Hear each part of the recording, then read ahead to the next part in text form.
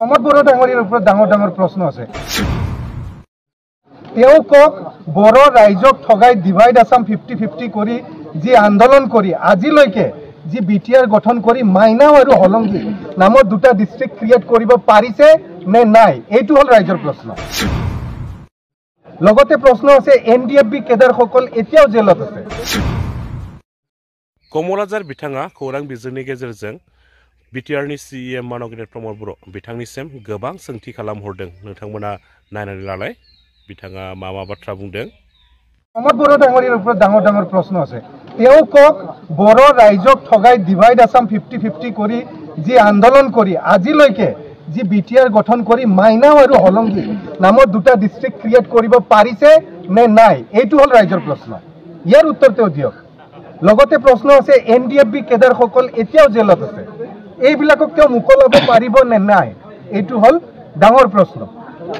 School আৰু কলেজবিলাক প্ৰভিন্সিয়েলাইজ কৰিব পাৰিব নে নাই আগন্তুক 3 দিনৰ ভিতৰত, এইটো হ'ল ডাঙৰ প্ৰশ্ন। বিটিচি অঞ্চলত যিমান যুৱক যুৱতী আছে, শিক্ষিত যুৱক যুৱতী আছে, তেওঁলোকক তেওঁ চাকৰি দিব পাৰিব নে নাই, এইটোহে আজিৰ তাৰিখত প্ৰশ্ন। মহিলা আত্মসহায়ক গোটক ৭৫,০০০ টকাকে দিম বুলি কৈছিল, তেওঁ দিব পাৰিব নে নাই, এইটো হ'ল আজিৰ তাৰিখত প্ৰশ্ন। তেনেকে প্ৰশ্ন হাজাৰটা আছে আৰু আমি আৰম্ভ কৰিম।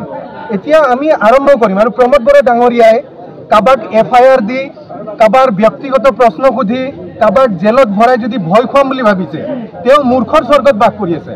আমি ভয় কৰা ব্যক্তি নহয়। আৰু প্ৰমোদ বড়ো ডাঙৰীয়া আপোনাক স্পষ্টকৈ কওঁ, ব্যক্তিগত আক্ৰমণ আজিৰ তাৰিখত ইম্পৰ্টেণ্ট নহয়।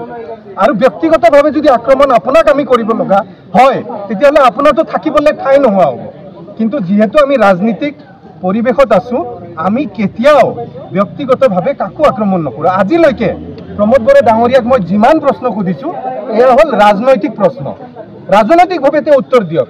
আৰু বিৰোধী দল হিচাপে আমি সুধিমেই, ৰাইজৰ প্ৰশ্ন আমি উত্থাপন কৰিমেই, তেওঁ এই প্ৰশ্নবিলাকৰ উত্তৰ দিব লাগিব। বড়ো ডাঙৰীয়াই সেইটোতহে এৰি দিছে তেওঁলোকক যে ব্যক্তিগতভাৱে আক্ৰমণ কৰা। কোনে কি খায় কি নাখায়, কেনেকৈ থাকে নাথাকে, এইটো ডাঙৰ প্ৰশ্ন নহয়। বিটিচি অঞ্চলৰ যিটো ডাঙৰ প্ৰশ্ন সেইটো হ'ল বিটিচি অঞ্চলৰ যুৱক যুৱতীয়ে চাকৰি পাইছে নে নাই আজিৰ তাৰিখলৈকে। প্ৰমোদ বড়ো ডাঙৰীয়াই চাকৰি দিবলৈ সক্ষম হৈছে নে নাই, সেইটো ডাঙৰ প্ৰশ্ন। বিটিচি অঞ্চলত ৰাস্তা ঘাট দলং উন্নয়ন হৈছে নে নাই, সেইবিলাকহে আচল প্ৰশ্ন। এই প্ৰশ্নবিলাকহে আচল। বিটিচি ৰাইজে জানিব খোজে প্ৰমোদ বড়ো ডাঙৰীয়াই এই 3 দিনৰ ভিতৰত চাকৰি দিব পাৰিব নে নাই। এই প্ৰশ্নৰ উত্তৰ প্ৰমোদ বড়োই দিব লাগে ৰাইজৰ আগত। কোনে কি খাইছে নাখাইছে এইবিলাক ৰাইজে নিবিচাৰে আৰু এইবিলাক ৰাইজৰ প্ৰশ্নও নহয়। গতিকে মই প্ৰমোদ বড়ো ডাঙৰীয়াক কওঁ যে আপুনি ৰাইজৰ যিবিলাক সমস্যা, এই সমস্যাবিলাক সমাধান কৰাৰ কাৰণে আগবাঢ়ক। বিৰোধী দল হয়, আমি আপোনাক প্ৰশ্ন সুধিম, আপুনি প্ৰশ্নবিলাক পাৰে যদি উত্তৰ দিয়ক। ভণ্টিজনী কি হলো বাবা, যা ফটক কৰি এম্বুলেন্স এখনত লৈ যা। পুলিচ SP কোন আছে, আমাৰ পুলিচৰ কোন আছে, অলপ হস্পিটালত লৈ যাওক গাড়ী এখনত ফটক কৰি। কিশোৰ আমাৰ গাড়ী এখনত লৈ যাওক, আমাৰ মোৰ গাড়ী হওক যি হওক, ফটক কৰি মোৰ গাড়ীখন লৈ জানা। SP সাহেব মোৰ গাড়ীখনত পঠাই দিয়ক। ভণ্টিজনী কি হলো বাবা, যা ফটক কৰি এম্বুলেন্স এখনত লৈ যা।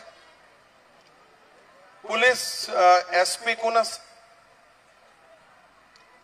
আমাৰ পুলিচৰ কোন আছে, অলপ হস্পিটালত লৈ যাওক গাড়ী এখনত ফটক কৰি।